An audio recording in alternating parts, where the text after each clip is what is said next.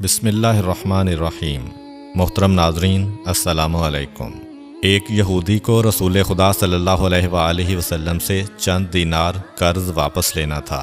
ایک دن آپ راستے میں جا رہے تھے کہ وہ یہودی آپ کے پاس آیا اور اس نے کہا، جب تک آپ میرا قرض ادا نہیں کریں گے اس وقت تک میں آپ کو یہاں سے نہیں جانے دوں گا۔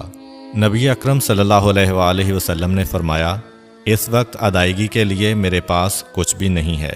یہودی نے کہا، جب تک آپ میرا قرض واپس نہیں دیں گے میں بھی آپ کو یہاں سے جانے نہیں دوں گا۔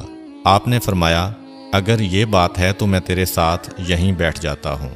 یہ کہہ کر آپ اس کے ساتھ بیٹھ گئے۔ جیسے جیسے وقت گزرتا گیا آپ کے صحابہ وہاں جمع ہوتے گئے۔ جب انہوں نے یہودی کی یہ جسارت دیکھی تو انہوں نے اس کو سزا دینے کا ارادہ کیا۔ آپ نے انہیں ہر طرح کی تادیبی کارروائی سے روک دیا اور فرمایا کہ تم دور چلے جاؤ۔ حکم رسول کے تحت صحابہ دور چلے گئے۔ سورج لمحہ بلمحہ گرم ہو رہا تھا اور اس کی تپش سے آپ کو اذیت پہنچ رہی تھی، یہاں تک کہ آپ کے چہرہ اطہر سے پسینہ بہنے لگا۔ اس کے باوجود آپ نے کسی طرح کے غصہ کا اظہار نہ کیا اور کوئی سخت جملہ نہ کہا۔ آپ سارا دن وہیں بیٹھے رہے اور ظہر، عصر اور مغرب و عشاء کی نمازیں وہیں پڑھیں۔ پھر رات چھا گئی۔ آپ نے رات بھی وہیں بسر کی اور فجر کی نماز بھی وہیں پڑھی۔ صحابہ یہودی کو ڈرانے دھمکانے لگے۔ آپ نے فرمایا، تم اس سے یہ کیسا سلوک کر رہے ہو؟ صحابہ نے کہا، یا رسول اللہ، اس کی یہ جرت کہ آپ کو یرغمال بنا کر اپنے پاس بٹھا لے۔ آن حضرت صلی اللہ علیہ وآلہ وسلم نے فرمایا، اللہ نے مجھے اس لیے نہیں بھیجا کہ میں کسی ہم پیمان یا کسی اور پر ظلم کروں۔ جب دن چڑھا تو یہودی نے کلمہ اسلام پڑھتے ہوئے کہا، اشہد ان لا الہ الا اللہ و اشہد ان محمدً عبدہ و رسولہ۔ میں اپنی دولت کا ایک حصہ راہ خدا میں دیتا ہوں۔ میں نے آپ کو اس لیے نہیں روکا تھا کہ میں آپ کی توہین کروں۔ اس ذریعے سے میں آپ کے پیمانہ صبر کو آزمانا چاہتا تھا، کیونکہ تورات میں میں نے آپ کی یہ صفت پڑھی ہے، محمد بن عبداللہ مکہ میں پیدا ہوگا اور طیبہ کی طرف ہجرت کرے گا۔ وہ تندخو اور سخت مزاج اور بیہودہ گوئی کرنے والا نہ ہوگا اور کوئی جھوٹی بات زبان سے نہیں کہے گا۔ اس طرح سے میں نے آپ کو یہاں رکھ کر اس بات کی تصدیق کی ہے کہ تورات نے بالکل سچ کہا تھا۔ رسول اکرم صلی اللہ علیہ وآلہ وسلم مبعوث برسالت ہونے کے 3 سال بعد تک خفیہ طور پر دعوت اسلام دیتے رہے۔ اس کے بعد اللہ تعالیٰ نے آپ کو حکم دیا کہ آپ کھل کر اللہ کا پیغام پہنچائیں اور لوگوں کو خدا کی طرف دعوت دیں۔ ایام حج شروع ہوئے تو پورے جزیرۃ العرب سے لوگ مکہ کی طرف آنا شروع ہوئے۔ نبی اکرم صلی اللہ علیہ وآلہ وسلم کوہ صفا پر چڑھے اور آپ نے بلند آواز سے فرمایا، لوگو، میں اللہ کا رسول ہوں، تم اللہ رب العالمین پر ایمان لے آؤ۔ لوگ آپ کی طرف متوجہ ہوئے اور انہوں نے تعجب سے یہ اعلان سنا اور سب کی خواہش ہوئی کہ وہ اعلان کرنے والے کو دیکھیں۔ پھر آپ صفا سے اتر کر مروہ آئے اور وہاں پر بھی آپ نے 3 بار یہی اعلان کیا۔ جب ابو جہل نے آن حضرت صلی اللہ علیہ وآلہ وسلم کا یہ اعلان سنا تو اسے سخت غصہ آیا۔ اس نے زمین سے ایک پتھر اٹھا کر آپ کی پیشانی پر مارا، جس سے آپ کی پیشانی زخمی ہو گئی، خون بہنے لگا اور آپ کا پورا چہرہ لہو لہان ہو گیا۔ اس کے بعد تمام مشرکین آپ کو پتھر مارنے لگے۔ نبی اکرم صلی اللہ علیہ وآلہ وسلم مجبور ہو کر کوہ ابو قبیس پر چڑھ گئے اور ایک چٹان کے پیچھے جا کر چھپ گئے۔ مشرکین نے بھی آپ کا تعاقب کیا لیکن آپ انہیں کہیں دکھائی نہ دیے۔ ناکام و نامراد ہو کر انہیں واپس آنا پڑا۔ اسی اثناء میں ایک شخص نے حضرت علی علیہ السلام کو اس واقعہ کی اطلاع دی اور کہا کہ میرا خیال یہ ہے کہ محمد مارے جا چکے ہیں، نعوذ باللہ۔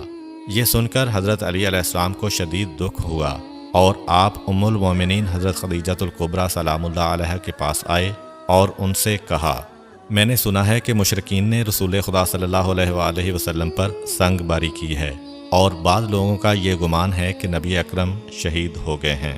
آپ روٹی پانی اٹھائیں اور میرے ساتھ انہیں تلاش کرنے کے لیے چلیں، ممکن ہے ہمیں ان کا کہیں نشان مل جائے۔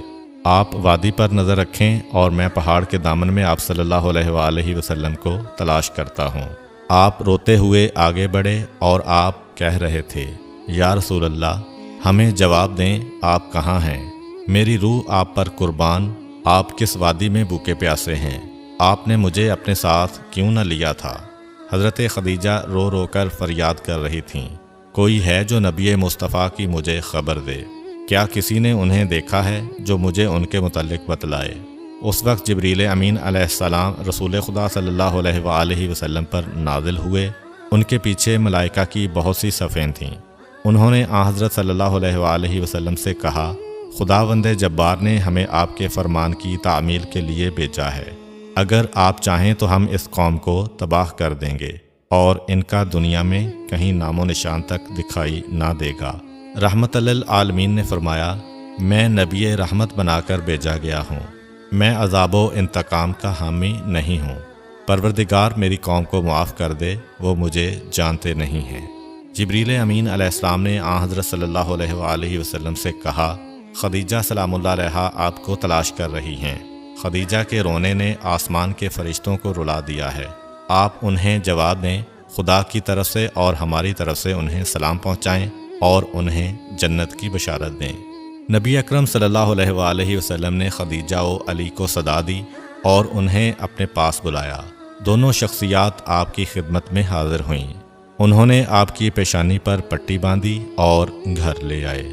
جب مشرکین کو معلوم ہوا کہ نبی اکرم صلی اللہ علیہ وآلہ وسلم اپنے گھر آ چکے ہیں تو انہوں نے گھر کا محاصرہ کر لیا اور سنگ باری شروع کر دی۔ حضرت علی علیہ السلام اور حضرت خدیجہ سلام اللہ علیہا آپ کا دفاع کرنے لگے۔ جب سنگ باری میں معمولی سا وقفہ ہوا تو حضرت خدیجہ گھر سے نکلیں اور انہوں نے چیخ کر کہا، فرزندان قریش، کیا تم سے حیا رخصت ہو گئی ہے؟ تم اپنے قبیلہ کی معزز اور محترم خاتون کے گھر پر سنگ باری کرنے لگے ہو۔ اگر تمہیں خدا کا خوف نہیں ہے تو دوسرے لوگوں کو اپنے اوپر ہنسنے کا موقع نہ دو اور اپنے لیے ہمیشہ کی ذلت و بدنامی تو نہ خریدو۔